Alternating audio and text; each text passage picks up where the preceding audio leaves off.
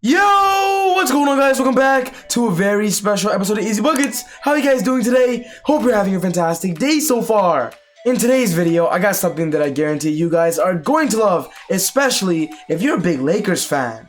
We're going to be talking about the Lakers offseason and talking about trades they can make to simply save their dynasty, because this season, it was a very unfortunate year. There are so much rumors that the Lakers want to do this, the Lakers want to do that, and for this video, we're going to be talking about everything we're hearing and also the most realistic possible scenarios. So if you're a big Lakers fan, you're a big LeBron James fan, and you want to know more, you're going to love this. But quickly before I get out of the video, I just want to say if you're new to the channel and you love basketball, welcome to Easy Buckets. My name is Soom and I make basketball videos every single day. So be sure to hit the subscribe button and turn on post notifications to not miss any of my upcoming videos. If you watched this video and you loved it, be sure to smash that thumbs up button. I would really appreciate it. It would help out the channel a lot. But without wasting any more time, let's talk about the Lakers rebuild.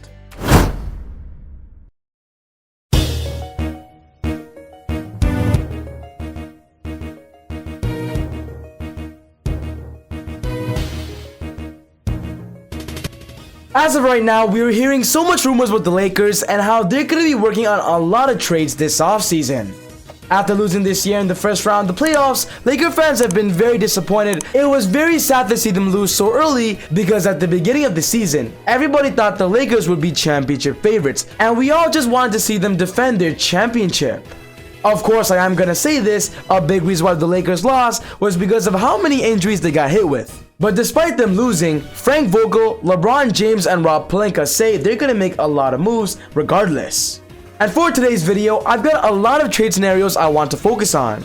The biggest news we just recently got was this. The Lakers are willing to trade both Dennis Schroder and Kyle Kuzma. This report came out yesterday, and one thing's for sure, a blockbuster trade could be happening. This was a big update by Bleacher Report.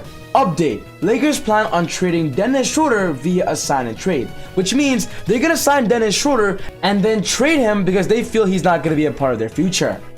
From what Dennis is saying, he wants at least $100 million over the next few years, and from the looks of it, the Lakers might just give it to him. But of course, the Lakers want the best assets available in return via a trade. When talking about Kyle Kuzma, this is the biggest Kyle Kuzma update we got. Breaking news, the Los Angeles Lakers are still interested in parting ways with Kyle Kuzma this offseason, and then it goes on to saying this.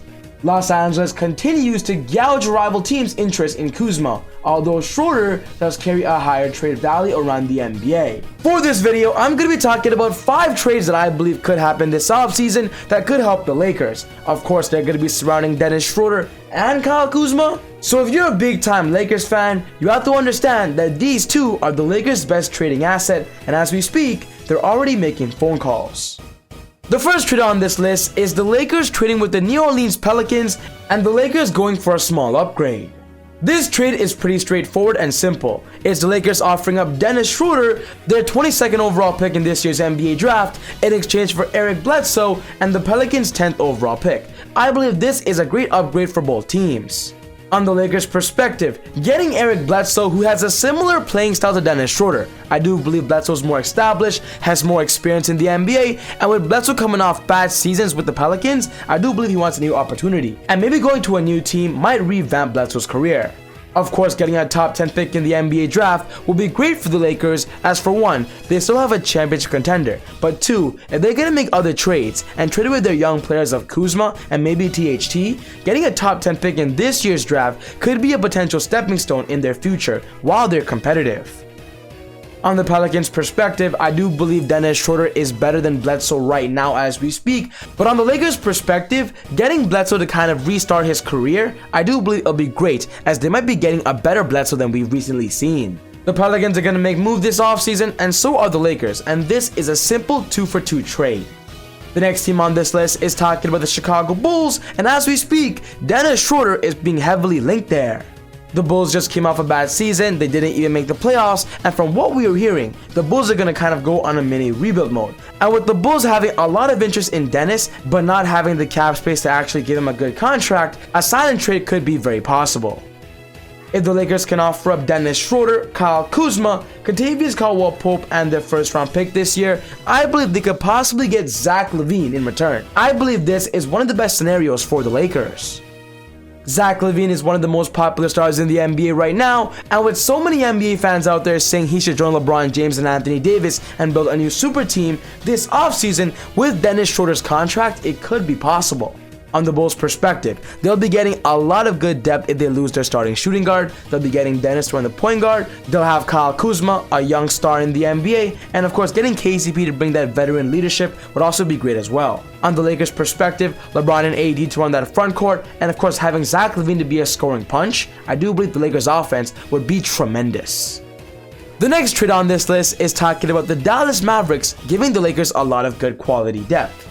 The Mavs this year lost in the first round of the playoffs, and from what we were hearing, Mark Cuban and the Mavs are already making moves to kind of revamp their roster and even their front office. They just got rid of Rick Carlisle, their head coach, they have a new one, and from what the Mavs are saying, they want a secondary ball handler behind Luka. If the Lakers can offer up Dennis Schroder in a sign and trade, I believe in return the Mavs could offer up Josh Richardson, Maxi Kleber, and of course Jalen Brunson. The Lakers get good quality depth in a sign and trade, and of course the Mavericks get a starting caliber backcourt player. Luka would obviously be the main ball handler, similar to like what LeBron did last year on the Lakers with Dennis Schroder, and Dennis would simply slide right in to simply help Luka if necessary.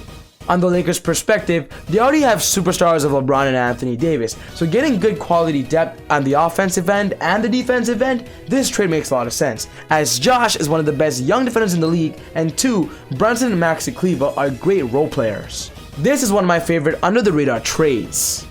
The next team on this list is talking about the New York Knicks, and as we speak, Dennis is being linked to the Bulls and New York. This is a very popular team that wants him. From what we are seeing, the Knicks are getting better. They've become a playoff team, and getting a good caliber starting point guard of Dennis could make a lot of sense, as for 1, he's affordable, 2, Julius Randle and RJ Barrett could still run the offense, and 3, Dennis could simply bring a whole new factor at the backcourt, at the playmaking, and of course his NBA experience.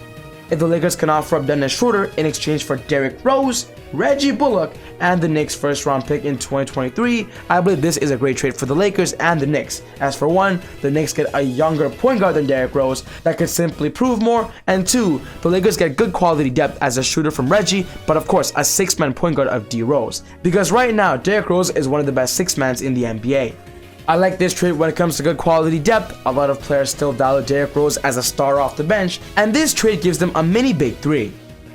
But the last trade on this list is my favorite, and that's talking about the possibility of Damian Lillard going to the Lakers. The Lakers getting Dame, but of course, Dame comes with a very expensive price tag. The biggest rumor this offseason is, will Damian Lillard request a trade? And from what we were hearing, he might actually do so. And if he does, the Lakers are going to be one of the first teams to call Portland.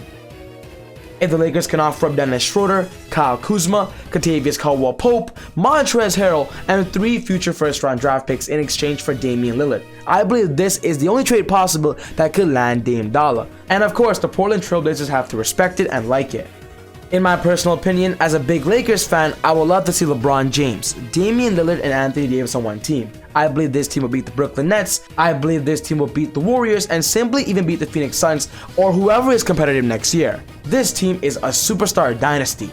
And if the Lakers want to go all out in a full win now mode, this trade, getting Damian Lillard, is the best case scenario. Even though it's an expensive price tag, it's something worth buying.